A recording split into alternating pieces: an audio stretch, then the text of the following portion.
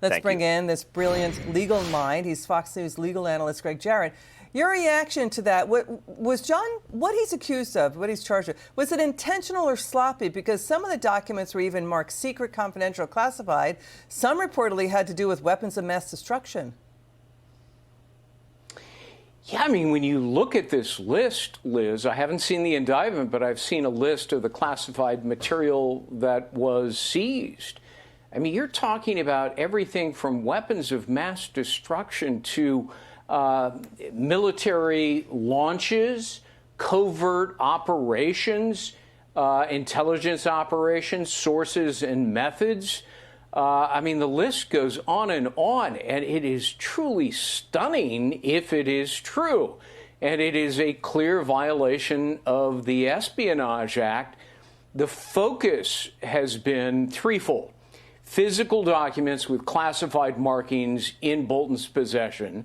Number two, private notes on his AOL account that allegedly contain classified information. And finally, some published material from his book that was not pre-approved as the law requires. The AOL account itself is really problematic because it was hacked by a foreign adversary, according to an intelligence assessment that was included in the warrant affidavit.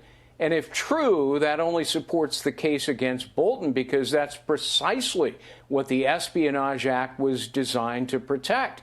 And, you know, it doesn't matter if it was willful or sloppy, because under the law, it's a crime either way, intentional or negligent. That's how the Espionage Act reads. And to hear Abby Lowell say, oh, well, these are documents that are decades old. So what? Doesn't matter. If they're still classified, right, exactly. He can't have them in his possession. He can't share them with anybody. And there's no such thing as pre-approved classified documents. They're either classified or they're not. I mean, they can reveal the strategies and the secret ways that the U.S. protects itself. I mean, so what could be John Bolton's defense here? Well, his defense, I think, is going to be a page out of James Comey's playbook, that he's a victim of retribution by Donald Trump, that this is all selective and vindictive prosecution. The problem with that is that under the law, it's an uphill climb for anybody who tries to apply that defense in a pretrial motion to dismiss the case, because the burden is on the defendant to prove with clear evidence that there was an unjustified motive for the prosecution.